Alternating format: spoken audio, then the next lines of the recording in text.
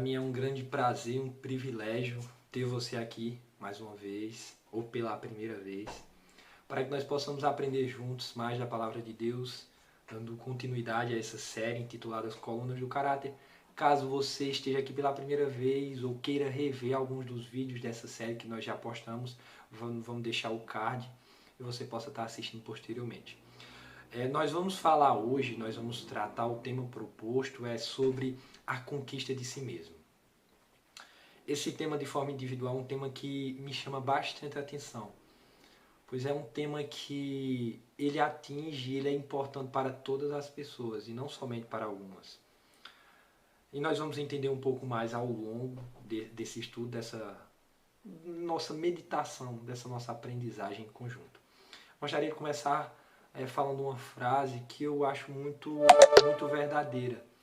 Ela diz o seguinte, que o mais poderoso conquistador é o que conquista a si mesmo. Muitas pessoas já conquistaram cidades, países, nações, apreço, já conquistaram diversas coisas em sua vida. Coisas que não são tão fáceis de conseguir, mas que a conquista de si mesmo é algo que exige mais e algo até que está além do alcance do esforço humano. E para entendermos um pouco melhor, eu gostaria de citar dois exemplos bíblicos. Primeiro, irei mencionar somente o primeiro, que é a história de Sansão. A história de Sansão, nós encontramos o relato de seu nascimento até sua morte, no capítulo 13 de Juízes até o capítulo 16. Sansão, ele nasce com um propósito, ele nasce como resultado de uma promessa divina. E ele seria, ao crescer, um homem que desempenharia um papel muito importante dentre os filhos de Israel. Ele desempenharia o papel de um libertador, de alguém que libertaria o povo da opressão dos filisteus, o povo de Israel, da opressão dos filisteus. E o que acontece? Sansão cresce, ele sim é usado por Deus em diversos momentos, que a Bíblia vai usar a expressão que o Espírito de Deus se apossou dele para fazer determinadas coisas. Mas em outras ocasiões, principalmente em seus relacionamentos, nos seus instintos e desejos, ele acaba não se controlando e tomando decisões equivocadas que fugiam da vontade de Deus e que não, vamos dizer assim, estava em harmonia com o ideal de Deus para a sua vida.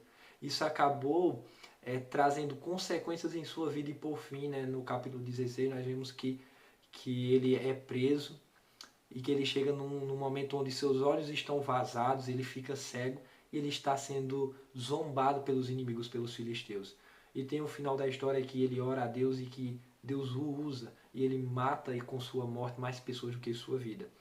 Mas no relato de Sansão, nós encontramos algo peculiar. Sansão, ele é tratado como o mais forte dos homens, ou um dos mais fortes que já existiu, pelo menos o mais forte da Bíblia no aspecto físico. Mas já no aspecto do domínio de si ele era muito fraco.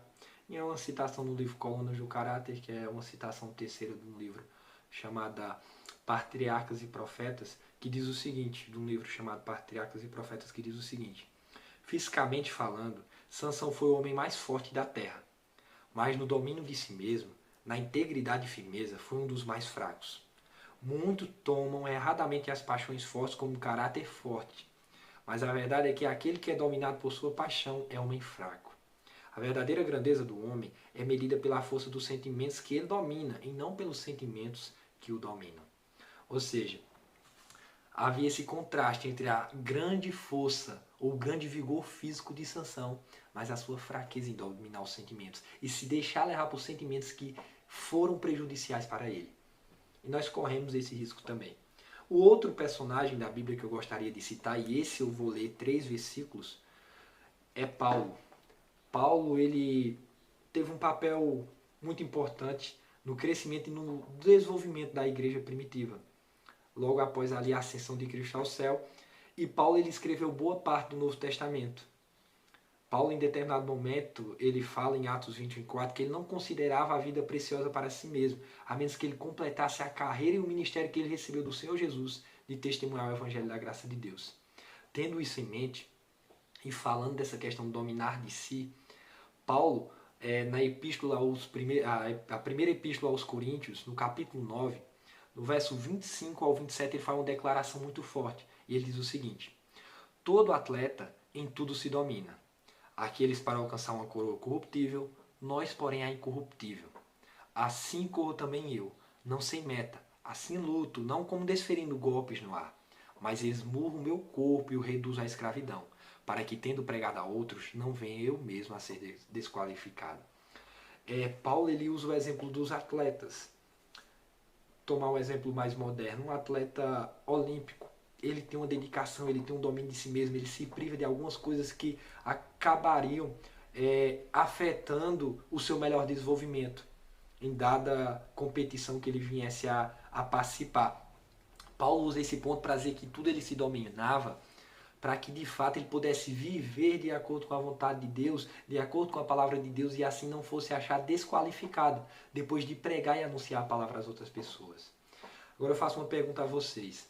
Qual foi a grande diferença de um caráter, digamos assim, tão fraco em ceder para os sentimentos, mesmo que esses sentimentos viessem a acarretar consequências negativas em seu viver por parte de Sansão, e um caráter mais firme, mais consistente em dominar a si mesmo e os sentimentos, visando praticar a vontade de Deus, e aqui de forma particular no relato que nós lemos de Paulo em Coríntios, em propagar o Evangelho e viver de fato o Evangelho.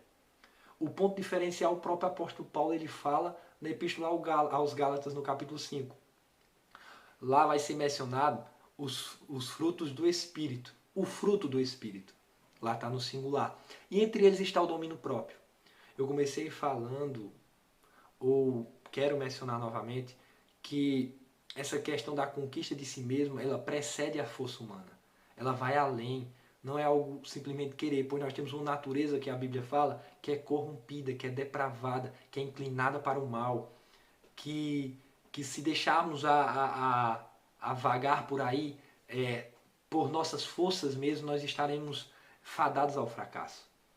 E Paulo diz que nós devemos ter em nossa vida o fruto do Espírito. E entre os frutos do Espírito que tem amor, tem a paz, tem a bondade, tem a longanimidade, tem a alegria, entre elas se encontra também o domínio próprio. Ou seja, para que de fato nós não venhamos a ceder aos nossos sentimentos e às inclinações para o mal e para fazer coisas até mesmo detestáveis que nós temos, nós devemos nos colocar das mãos de Deus. Aí eu me recordo de Cristo, das palavras de Cristo, que ele diz que importa nascer de novo, da água e do Espírito. E o nascimento do Espírito, que é uma obra exclusiva de Deus, ao nos despirmos e nos colocarmos em suas mãos, ela nos proporciona não somente andar em novidade de vida, e andando em novidade de vida, nós conquistamos esse domínio próprio, ou melhor, nós recebemos esse domínio próprio, ao permitir que Deus domine nossa vida.